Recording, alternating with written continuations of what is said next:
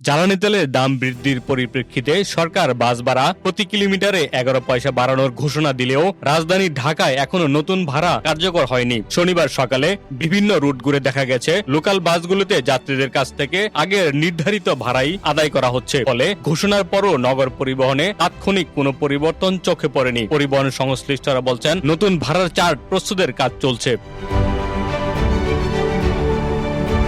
মালিক পক্ষের কাছ থেকে চূড়ান্ত নির্দেশনা পাওয়া মাত্রই নতুন ভাড়া কার্যকর করা হবে। অনেক বাস কোম্পানি জানিয়েছে, আজ বা আগামীকালের মধ্যেই নতুন তালিকা হাতে পাওয়ার পর তা বাসে টাঙিয়ে ভাড়া আদায় শুরু হবে। রাজধানীর বাড্ডা, পল্টন, কুড়িল, উত্তরা ও মিরপুর সহ বিভিন্ন গুরুত্বপূর্ণ রুটে ভিক্টর ক্লাসিক, আকাশ পরিবহন সহ একাধিক লোকাল বাসে একই চিত্র দেখা গেছে। যাত্রীরা জানান, এখনো পর্যন্ত কন্ট্রাক্টররা অতিরিক্ত ভাড়া দাবি করছেন না। তবে ভেতরে ভেতরে অনিশ্চয়তা ও উদ্বেগ তৈরি হয়েছে। অনেক যাত্রী মনে করছেন, নতুন ভাড়া কার্যকর হলে দৈনন্দিন যাতায়াত ব্যয় আরো বেড়ে যাবে। সদরঘাট থেকে আব্দুল্লাহপুরগামী একটি বাসের সুপারভাইজার জানান, মালিক পক্ষ থেকে এখনো নতুন ভাড়ার বিষয়ে আনুষ্ঠানিক কোনো নির্দেশনা আসেনি, তাই তারা পুরনো ভাড়াই নিচ্ছেন। তবে নির্দেশনা পাওয়ার সঙ্গে সঙ্গেই নতুন ভাড়া কার্যকর করা হবে। একই ধরনের মন্তব্য পাওয়া গেছে কদমতলী থেকে টঙ্গীগামী আকাশ পরিবহনের কর্মীদের কাছ থেকেও। তারা জানান, জ্বালানি সংকট এবং পাম্পের দীর্ঘ সময় অপেক্ষার কারণে পরিচালন ব্যয় আগেই বেড়েছে। ফলে নতুন ভাড়া বাস্তবায়ন এখন সময়ের ব্যাপার। একজন সুপারভাইজার আরো জানান, অনেক ক্ষেত্রে পাম্পের দীর্ঘ লাইনে দাঁড়িয়েও পর্যাপ্ত ডিজেল পাওয়া যাচ্ছে না, যা পরিবহন পরিচালনায় বাড়তি চাপ সৃষ্টি করছে। এদিকে যাত্রীদের মধ্যে নতুন ভাড়া নিয়ে মিশ্র প্রতিক্রিয়া দেখা গেছে। অনেকেই মনে করছেন, সরকার যে পরিমাণ 11 পয়সা বাড়ানোর ঘোষণা দিয়েছে, বাস্তবে তার চেয়ে বেশি ভাড়া আদায় হতে পারে।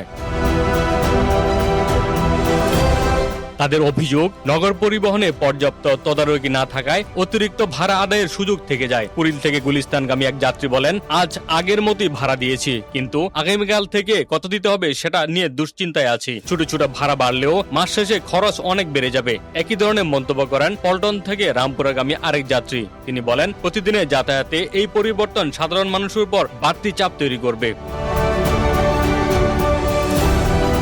উল্লেখ্য, গত বৃহস্পতিবার সচিবালয়ে আয়োজিত এক সংবাদ সম্মেলনে সড়ক পরিবহন ও সেতুমন্ত্রী ঘোষণা দেন, ঢাকা ও চট্টগ্রাম সহ আন্তঃজেলা বাসের ভাড়া প্রতি কিলোমিটারে 11 পয়সা বৃদ্ধি করা হয়েছে। এর আগে জ্বালানি তেলের দাম লিটার প্রতি 15 থেকে 20 টাকা পর্যন্ত বাড়ানো হয়। সরকারের পক্ষ থেকে জানানো হয়, আন্তর্জাতিক বাজার পরিস্থিতির কারণে জ্বালানির দাম বৃদ্ধির ফলে পরিবহন খাতে এই ভাড়া সমন্বয় করা হয়েছে।